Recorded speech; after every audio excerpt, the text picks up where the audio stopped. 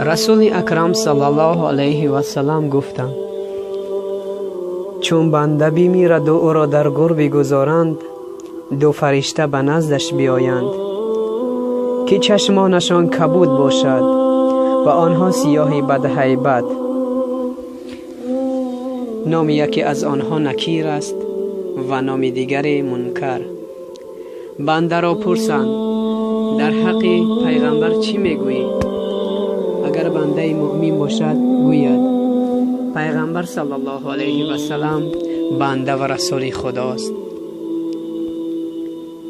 گواهی میدهم که خدای تعالی یک و یگانه است و محمد رسول برحق وی.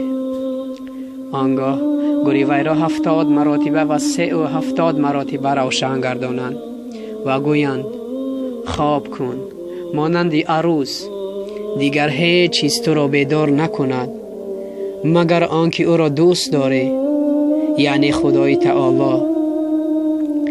اگر بنده منافق باشد به این سوال چنین میگوید درباره پیغمبر چیزی نمیدانم، اما از دهان دیگران میشنیدم که چیزی درباره اش میگفتند. پس از این جواب گور او را چنان زیر کند که استخوان‌های پهلویش با هم چسبند و تا روز قیامت در عذاب خواهد ماند. در خبر است که دو جانور را در گور کافر داخل کنند که در دست هر دو گرز آهنین است، مانند ستیلی که اشتران را آب دهند میزنند او را تا روز قیامت. آنها نه چشم دارند که حالت او را بینند و نه گوش که آه جانکاهشان را شنوند.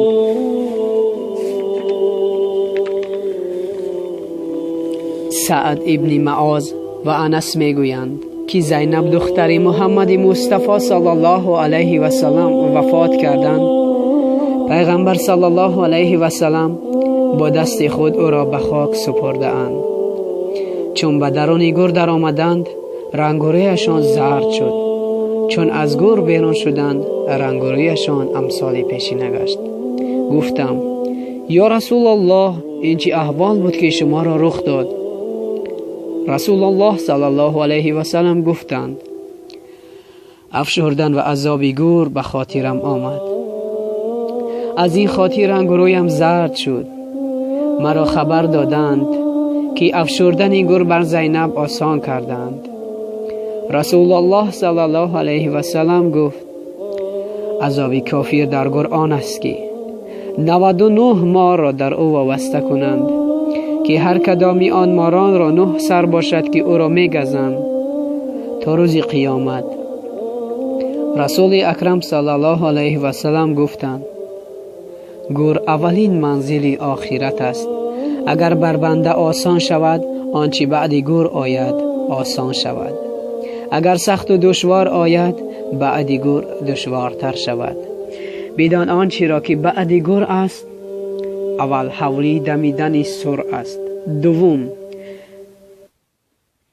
دوم حولی روز قیامت و درازی آن و گرما و عرقی آن، سوم از گناهان پرسیدن، چهارم حولی نامه های اعمال به دست راست یا به دست چپ دادن، پنجم و ششم شرمندگی و رسوایی از گناهان بیند، هفتم حولی ترازوی اعمال که تا اینکه کفه نیکی ها زیاد می آید یا بدی ها، هشتم حول و طرز از خصمان کسی را رنجانده باشد یا حق آنها را خورده باشد، جواب آنها، نهم حول و سختی عذاب دوزخ با زنجیر و کژدم و مارها.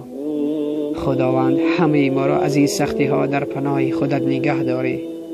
آمین. السلام علیکم و رحمت الله و برکاته.